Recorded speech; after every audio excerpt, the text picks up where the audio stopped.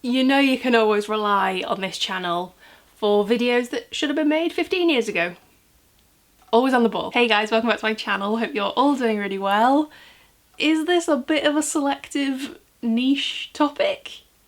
Perhaps. Welcome to the 7 of you that are interested in this video. So I've seen online, sounds unlikely to me, but apparently some people have used this crazy dumpster fire of a year to like do useful things. Luckily, I like to think that on this channel, me, you guys, we're all cut from the same cloth around here, and I feel like back in maybe March time, we all had an unspoken agreement and kind of a bit of a secret pact together that during this godforsaken year of 2020, we were all going to do absolutely nothing useful that might improve or better ourselves. I mean, fitness of any kind at this point has gone to the wind, it's sailed away. I get out of breath making a cup of tea these days, but that's fine, I'm not going anywhere, I'm not moving anyway, so I'll fix that next year. A very important quest that I personally decided to focus on for great self-improvement during this time has been my TV watching. Very important. I've basically been working my way through all of the like cult classic TV shows that I should have watched between 15 to 20 years ago. I started my magical TV journey with Buffy the Vampire Slayer during lockdown 1, which was a really great time. I'm currently just about to embark on the X-Files, which the jury's still out on that one. It's also mildly terrifying and features like alien men sneaking in through vents to kill you. But in between Buffy and the X-Files, I watched Gilmore Girls for the first time. And I'm not exaggerating when I say that is now my favourite show that I have ever watched. I'm all in for Gilmore Girls. I feel like I'm really exposing my own weirdness here. I don't know if anyone else will understand what I mean when I say this. It'll probably sound very strange to most people. I've always had a real super fun ride with my mental health, and particularly during difficult times, I seem to latch on to a TV show that becomes like a warm, weighty comfort blanket. Does that make any sense? Basically every tricky time that I've had, I can link to a TV show that was that warm, squishy comfort blanket to me that solidly gets me through that time. University depression? It was Jersey Shore.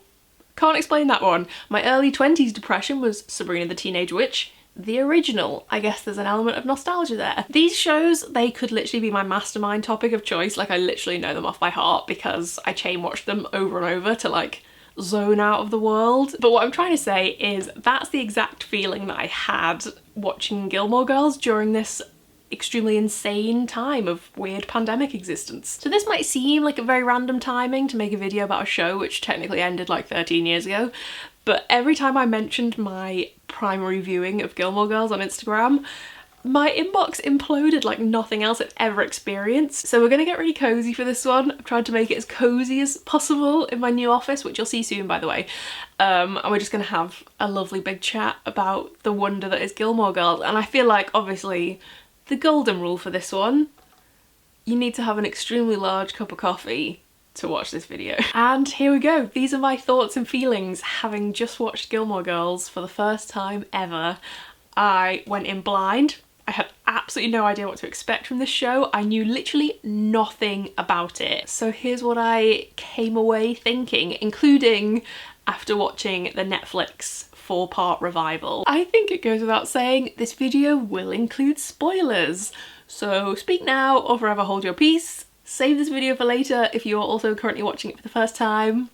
You got that, kid? Don't yell at me. And also sorry if any of these go against your Stars Hollow canon and religion. But these are just my thoughts, and I hope they don't make you angry. Discussion on all of this in the comments is so welcome because, I mean, my friends all watched this show 15 years ago after school and don't care about it anymore, so I would really love to discuss Gilmore Girls with someone. Okay, number 1, if you couldn't already tell, I loved it. I loved it so much.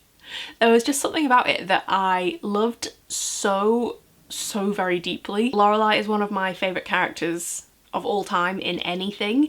The humour was flawless, the whole vibe and the aesthetic was warming for the soul and wholesome and gorgeous and autumnally Christmas goodness. I felt like there was so much to learn and to take from all of them, especially if you're watching it as a young person. If I'd watched this as a teenager, I feel like I would have learned a lot from this show. Unfortunately, I've already made all those same mistakes, but I wish I'd watched it earlier. I think from like all the BuzzFeed article reading that I've done since, I think people seem to have a lot of issues with the characters being like bad, selfish people. But to me, it's like a good book where like the whole point is that the characters are supposed to get things wrong. And I will say, I even loved the seasons where like everything went wrong and it was all kind of terrible and strange and uncomfortable. So before I just launch into loads of like a stream of things that I didn't like or that I disagreed with that the characters did, I just wanted to like wholeheartedly clarify that I loved it, and it's, I think, probably my favourite show I've ever watched. I think it personally peaked for me. What was my favourite episode? I loved the graduation episodes. Rory's Chilton graduation, Lorelai's graduation were so wonderful. The dance-a-thon episode was amazing. And the final episode of season 7 where everyone was like cheering together underneath the tent. Whew. Okay, number 2. Here we go. Ladies and gentlemen, this is the hill I'm gonna die on for Gilmore Girls.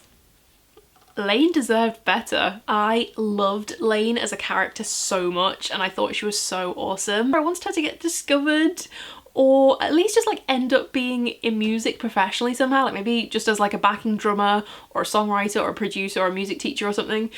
And I wanted her to just live like a really cool, independent rock and roll kind of life, just doing her passion that obviously was the number one thing that she was focused on.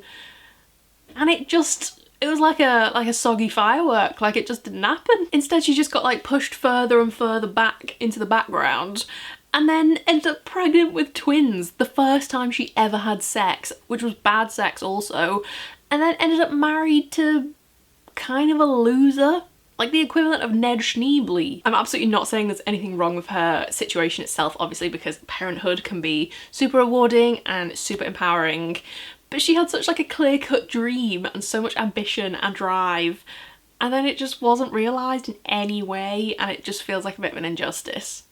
Actually, do you know what? I fully blame Adam Brody for disappearing before his time, presumably to go and film the OC. Now I hate the OC. They should have been the gorgeous like musical power couple that Lane deserved, so I'm gonna blame this one on Dave. Number 3 is that all the male characters in Gilmore Girls are kind of awful in one way or another. I'll preface that. Apart from Gil, who is pure and great and a rock star legend. I don't think it takes a genius to figure out that like the women and the girls relationships are the most important ones and the ones to like really appreciate and learn from the most in Gilmore Girls. I think it's a show for girls and like for women. It's like iconic to have 3 generations of lead female characters. Love that. I kind of felt like that was highlighted even more by the fact that almost all of the men in the whole show were pretty awful. Like all of the love interests for Rory and Lorelai, not good enough. Sort of apart from Luke, obviously, who I deeply love and I do believe they belong together. But even Luke is like really angry and grumpy and joyless all of the time. All of the father figures, all truly terrible on many, many occasions. Richard Gilmore is wonderful at times and also completely unbearable at times. Even Jackson, this one felt like the major betrayal. I love Jackson so much for so many seasons. I really had him pegged as like the MVP. The vasectomy thing, not okay. Yeah, I pretty much dislike all of them, but special mentions have to go to Gil, who just loves rock and roll and making sandwiches and has royal hair and sings the best version of Hollaback Girl ever recorded. And a second special mention to Michelle, who I love. He's a complete arsehole, but at least he's proud of it and doesn't hide it. Actually, saying this all out loud, maybe this one's kind of harsh. I wrote this down in my notebook really believing it, and now I'm saying it all out loud, maybe that one's kind of harsh. Kirk, arguably a good person, hilarious. Luke, a good person. So on that note, I guess I should probably declare my allegiance to one of the teams of Rory's boyfriends. I feel like that's what I keep getting messaged about, and it took me a really long time to make a decision, but I'm gonna have to reluctantly decide to go for being Team Jess, because I feel like they genuinely and like authentically had a connection, and my opinion on this was confirmed after watching the revival, because it seemed like Jess had grown up into like a really solid good guy who still clearly had strong feelings for Rory. Like, I think there's like actual important chemistry there with Rory and Jess that I don't think she has with Dean. Has anyone got any chemistry with Dean? And I didn't think that she had like proper chemistry with Logan either. Sorry about it. It just felt like Jess got her on a bit of a deeper level. But I do have to put a disclaimer on here to say this is a reluctant decision because I felt like I had to choose one. I would have been completely obsessed with him if I'd watched this show as a teenager. I would have been fully team Jess because he is extremely gorgeous and extremely cool and wears a leather jacket like no one else. But actually watching this show as a grown-up, apparently, I can like really clearly see that teenage Jess was not good news and did not treat Rory very well and was basically the boyfriend that I had when I was 17. Like, there's kind of a cool, like, outsider, outer vibe to him, which is of course the appeal to a teenage girl, but fake intellectual, dismissive, distant, uncommunicative to the extreme, weirdly angry all the time. And that moment, I can't remember what the party is, they're at a house party and he like pressures Rory too much and she has to like yell at him to get off. Yeah, that kind of like really ruined him for me at that point. So I'm definitely not like team teenage Jess, but I'm team older Jess for the chemistry, and he seems to be a much better egg in the revival. But I mean, let me make it very clear that I think actually all three of them are fairly terrible boyfriends. Let's get Dean out of the way. Absolute wetty old wetbag from Wetsville. Probably on paper the best boyfriend that Rory has to some extent, but geez, does he plummet into a rubbish person? Like, I truly couldn't believe the plummet. He started out so lovely and turned into an absolute div. Like, I truly cannot believe the plummet of his character. His character arc goes I really liked how he kind of like didn't really understand her weirdness and Lorelei's weirdness, but just kind of rolled with it anyway and became a part of it. Like, it was really cute when he was like having movie nights with them and eating pizzas with them, and when him and Rory like fell asleep together at Miss Patty's. That was really cute. That was so wholesome. That's what a first love is all about. As Dean like develops and they start growing up a bit, I suppose, he just becomes absolutely awful. It was very strange. So controlling and jealous. Like is it Romeo and Juliet that they're doing? And she has to kiss Romeo? I can't remember, but the jealousy. Whew. And he's really arsey all the time, and I hate that he got into like a bad mood all the time and became really judgy when Rory was like studying a lot and revising a lot to try and better her future. He's also really horrible to his quite nice wife from John Tucker Must Die. He's really awful to her. Oh, and when he got really angry when Rory didn't want to say I love you yet and they'd been going out for like a few weeks. Awful. Ugh, I hate you, go away. I kept thinking in loads of episodes as well, I feel like if I ever have a daughter, I will sit her in front of this show, we'll watch this together, and I will clearly point out all of the red flags in all of the various boyfriends for her to sit and learn from. It's a very educational show. Number 6, let's talk about Logan. Thoughts on Logan are that I also do not like him, and he just reminded me of so many of the like arrogant, rich, overly privileged snot boys who I met at uni, who all just think they are so like intellectually above you, and actually they've just never had anyone tell them that they're mediocre. That bit where Paris told him that the only person who'd miss him if he disappeared was his Porsche dealer. That was great. I think actually I'm probably team Paris. He just did so many terrible things, and I know that like he has probably the biggest character arc, like he becomes less of a douchebag as things go on, but he at the beginning is like a little flea bag. I just cannot stand him. And then there's just so much bad behaviour, ending things with Rory without telling her. Terrible. When he just kept going on and on about how his life was over and how awful things were as soon as he was going to leave uni and walk into this extremely high paid job that his dad had literally given to him on a plate. Stop. I also wasn't expecting him to be such a big part of the revival, but also cheating on his fiancée was just his storyline for the revival.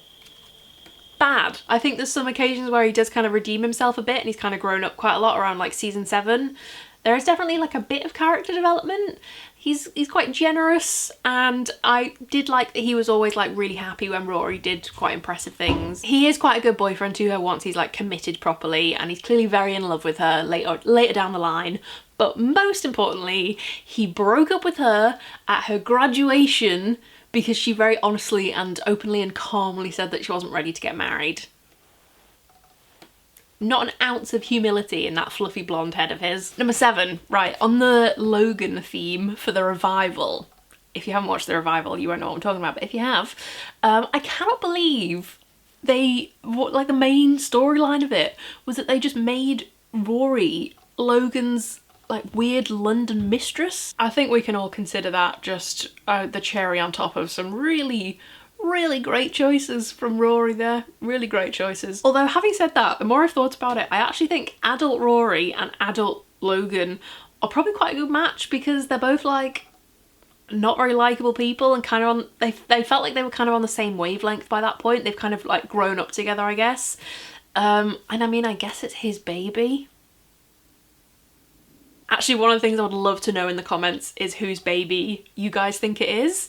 I think it's going to be a curveball. However, speaking of thinking too much about this, one of the things I was kind of thinking was that maybe this means that Logan is like Rory's Christopher. If it is his baby, then maybe that means that Rory is Lorelai, obviously later down the line. Logan is like the Christopher, and then maybe that makes way for Jess to be like her Luke, because there was that moment in the revival where he was watching her through the window, and I just thought, that's really Luke and Lorelai. That like realization of like, oh shit, I still love you. I feel like I'm probably greatly clutching at straws there, but just give me another season, Netflix. I need more. Number 8 is a very important question, which is maybe my number 1 question about this whole show. Why does Rory love having affairs so much? Very odd behaviour. Like 2 affairs with married men before you're like mid-30s. Gotta go to therapy, hun. Like repeating patterns, you'll learn all about it. Affair number 2, the affair with Logan in the revival, made a bit more sense because obviously she's been working very hard and maybe doesn't have the time to invest in something properly. But I mean, there's always the choice to not have an affair, Rory. That one I can kind of box off. The moment that she slept with Dean when he was married, I think that was probably the first moment in the show that I did an actual gasp. Like I literally like grasped the sofa. I was like, that was a real like first actual dramatic plotline moment. Maybe the first one in Gilmore Girls, I think. It was absolutely heinous. I hated everything about it. It was like genuinely painful to witness and to watch. I was like watching it unfold in front of me like, no. That episode though, when Rory did that and then Luke and Lorelai kissed for the first time, what a ride. Project that episode onto my tombstone. 9. Grown-up Rory and teenage Rory are basically 2 different people. I'm not entirely sure how or when it happened, but I loved teenage Rory and I do not like grown-up Rory. We would not be friends. I think maybe her deciding to take a break or like dropping out of Yale is the turning point.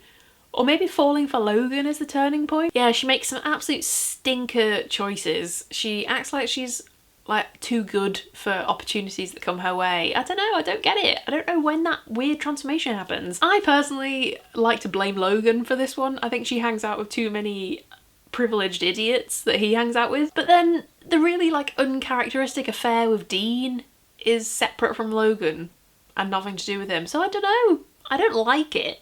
I was very uncomfortable to watch, but I guess it does kind of show that parents and kids are very different people, but in exactly the same way that Lorelai and Emily are very different people, I guess. It's a real kind of juxtaposition. And like when I mentioned like patterns before, it kind of just shows that people getting stuck in patterns and old behaviours. I suppose I've been trying to, if you can't tell, I've been trying to work out what the point of these events are so that they make some sense and aren't just completely soul destroying.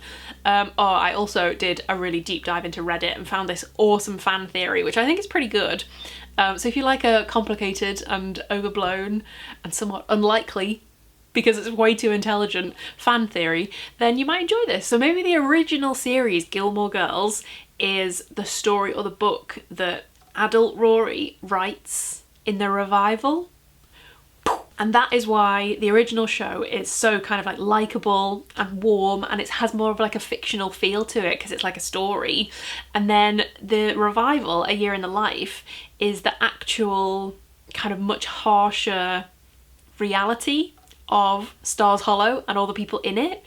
And the original was the story that Rory wrote.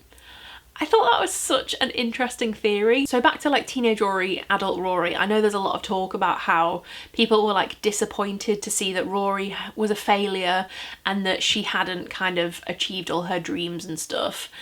I don't really think you can call her a failure. Like, you can't exactly say that she's messed up her life when she's writing for like was it the New Yorker? That article that she'd written, oh my god, and that bloody interview that she had with Condé Nast, which they would not stop going on about. Condé Nast, like they're massive titles and massive publication houses, so she's obviously not a failure. So I don't agree with that when people were like, oh, I'm disappointed that she didn't succeed or whatever, because she obviously has. I kind of think that maybe Rory's just like any other like 30-something-year-old who grew up over the last 10 years and whose like original teenage plans for like ultimate glory didn't exactly turn out how they hoped, and actually they worked really hard at it, but now they've reached their 30s and are just like really burnt out and have decided that maybe just letting that go is the easier option, and just leading like a fairly average life is more appealing.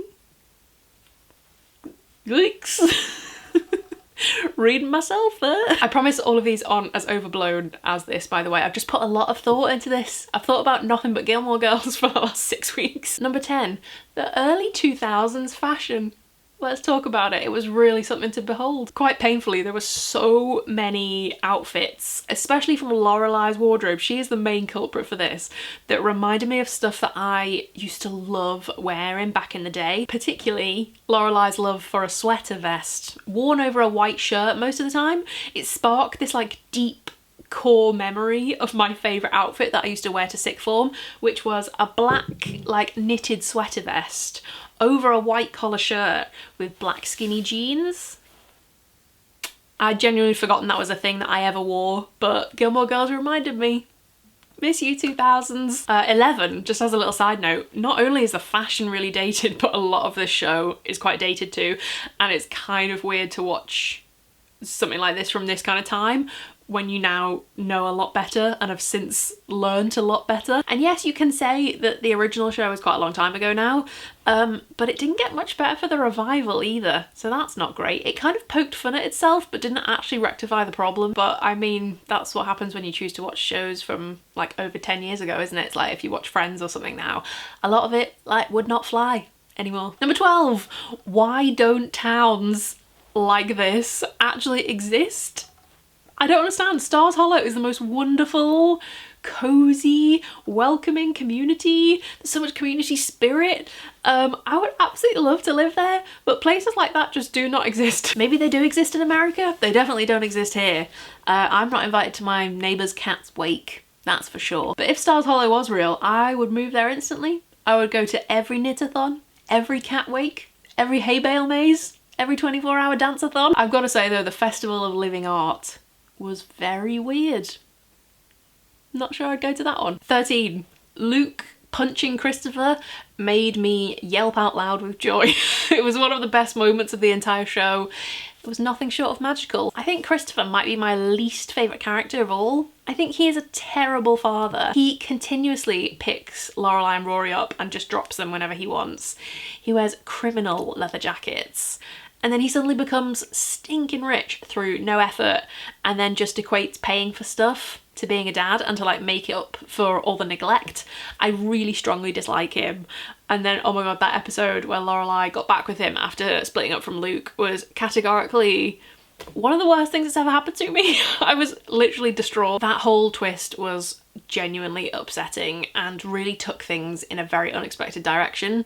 And when I talked about this on Instagram, I got a lot of messages to say that there was like a whole lot of drama with the producers or the writers at that point, I think. And there's a rumour that the writers wrote that plotline to kind of sabotage the next season because they were leaving, which is so petty, and I kind of love that. Kind of explains it a bit, but God, I am majorly anti-Christopher. 14, the more I've thought about it, the more I think it's a good job I didn't watch this when I was a teenager, because what I was saying earlier about when you like deeply connect with a TV show, or I do it with books as well, like if I really, really love a character, I feel myself like absorbing and like taking on their personality. And Lorelai and early Rory, to me, they're that kind of character. Teenage Lucy would have absorbed teenage Rory's personality and probably her whole life plan, and decided that I was going to go off to Harvard, and I would have carried a book everywhere with me to be quirky and clever. I would have done nothing but revise and eat pizza and then probably head off to Harvard from the Wirral. So life could have been really different if I'd watched Gilmore Girls in the early days. Instead, I've absorbed Lorelai's personality and life plan, and now I just chain drink coffee and run my own business and talk really fast. But I did those things anyway, so I haven't had to change too much. In reality, I'm probably more like Kirk, let's be honest. 15. I did not understand why Rory suddenly decided to go to Yale instead of Harvard. Like, having literally her entire life goal. They took a friggin' random road trip there. She had flags on her wall. She was obsessed and like so driven for this one ultimate purpose. And then like just to make her grandpa happy, she swaps in like one episode. That made no sense to me. I mean, I guess logistically it means that she was closer for future seasons. But the whole like swapperoo, I didn't really understand. Number 16, what the fuck is a troubadour? Can anyone explain this to me? 17, needs more Chad Michael Murray. Where did he go? Chad, why did you leave so soon? Were you filming A Cinderella Story? Were you filming, what's that one he did? One Tree Hill? Number 18, Rory's short hair was a big mistake. And that's that on that one. 19. Sorry to Luke and Lorelai, but the true ultimate couple of Stars Hollow is Babette and Maury. Goals. 20. The theme song slaps, and it's illegal to skip it. If you're out on the road feeling low. 21. This is a very important point that I would like to make. Lorelai and Suki are both wonderful, but the way they behaved at Fran's funeral, trying to get the in, was quite frankly appalling. I'm still horrified by the whole thing. In fact, the whole way that they just really looked forward to an old lady who owns a cake shop dying was pretty bleak behaviour, I've got to say. 22. This is an unexpected turn for my year of 2020, but the actor who plays Doyle is actually the face of lockdown for me, because he was also in Buffy. This probably doesn't really count as a thought or a feeling though that anybody else is interested in, so here's a selection of memes that I found that I really enjoyed.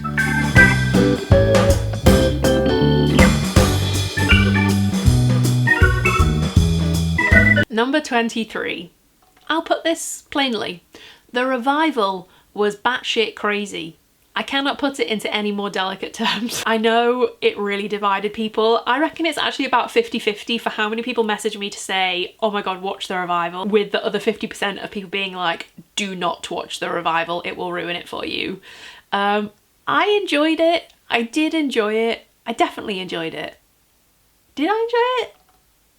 Yeah, I enjoyed it. To be quite honest, when season 7 ended, I would have inhaled anything Gilmore Girls related just to keep being drip fed like Stars Hollow goodness, to be honest. So I definitely did enjoy it, but I didn't love it. I feel very 10 Things I Hate About You right now. Like, I like my Skechers, but I love my Prada backpack. What I did love about it was how basically every single character made a reappearance, because that's what you want from a revival, isn't it? When you haven't seen that cast for like 10 years, you want every single character checking in, apart from Richard, which did make it really, really sad. But other than that, and having like a character checklist, which was satisfyingly complete, I don't really know how I felt about it, because I do think it was really quite strange. The mistake I made was that I went straight from the original to the revival, like in the same day. So it was already like really weird and quite off-putting to see the characters that I'd just got to know as they used to look and kind of like really connected with as they used to look,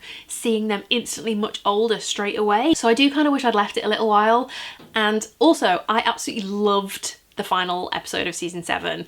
I thought it was perfect. It left me feeling broken and completely whole at the exact same time. I'm not ashamed to say that I really wept while home alone as I watched that episode. So while I wanted more, but I didn't really need more. And some of the storyline choices themselves I just thought were kind of strange. Like, I really did love the Luke and Lorelai related decisions. Like, I needed to see that happen for them. But like the Rogan and the Rogan? Is that what their couple name is? Rory and Logan? That affair, kind of depressing. The musical, I literally skipped through. The Life and Death Brigade escapades had me eye rolling hard because I hate them. Adult Rory is just not someone that I really feel very warm towards. Like, forgetting her boyfriend existed all the time was really weird and I didn't think that was very Rory. Not enough of the original Gilmore Girls like joy and humour, if you ask me. But I understand that writing a revival must be so difficult, and trying to please a very passionate hardcore fan base must be the most terrifying thing in the world. I think it's kind of like what I was saying about Lane earlier. Like, all I wanted was everyone to achieve their dreams and to find a happy ending. Like, I love the whole cast so much that I wanted the best for all of them, and like the best didn't necessarily happen. And I mean, I guess that's real life, but I don't want real life. Real life sucks. I want Stars Hollow magic. One part I did like actually was like Emily's storyline. I thought Emily's ending was unexpected. Not how I thought it was going to go, but it was nice. And one little moment that I really loved was when Rory went back to Richard's study to write her book. Like, that directly pierced me within the heart. And obviously Luke and Lorelai's happy ending. I mean, when it comes to them, I will take what I can get. Even if it is an Alice in Wonderland themed wedding, hook it to my veins. Also, Babette has not aged a day. What a queen. Number 24, we're nearly there, I promise. I deeply love Lorelai. She's a close second, but Emily is the best character in Gilmore Girls. Fight me. She is vicious and absolutely not a nice person on many, many occasions, which cannot be forgiven. But I just love how multifaceted her character is. She is genuinely one of the most interesting characters I think I've ever watched on anything. Just when you think you've got her pinned as either a good person or a bad person fundamentally, she does something which is the total opposite. I genuinely think though that Emily is the highlight of every scene that she's ever in, and she is absolutely freaking hilarious. I guess it's like when you love a Disney villain, isn't it? Like when you've got a favourite Disney villain, like you kind of have to love her as a villain. And honestly, I can't really get past some of the bad stuff that she did because it is so bad. She's just such a clever character. I loved Emily. And last but not least, thought number 25. I genuinely think I will watch this every year for the rest of my life. Maybe even more than once a year, but definitely every autumn at least. I kind of already want to watch it again, and I finished it like 2 weeks ago. So that's where I'm at. And I'm currently reading Lauren Graham's book. So it's fair to say Gilmore Girls has ruined my life and my personality and my mind. More coffee, anyone? So they are my thoughts, feelings and opinions on Gilmore Girls, mostly just a rant about how awful all of Rory's boyfriends are. Hope you enjoyed. I literally cannot wait to see what you guys have to say in the comments about this one. I want to know your strongest Gilmore Girls opinions. I want to know where your allegiances lie. I want to know everything there is to know about this show. I want to know any fun facts, some good trivia. Send it my way. Thanks so much for watching. I hope my opinions on this show haven't made you think less of me. I hope within my soul that they were popular opinions that I just said and not unpopular ones. But there's only one way to find out. Thanks guys so much for watching, and I'll see you very soon with another video. Bye!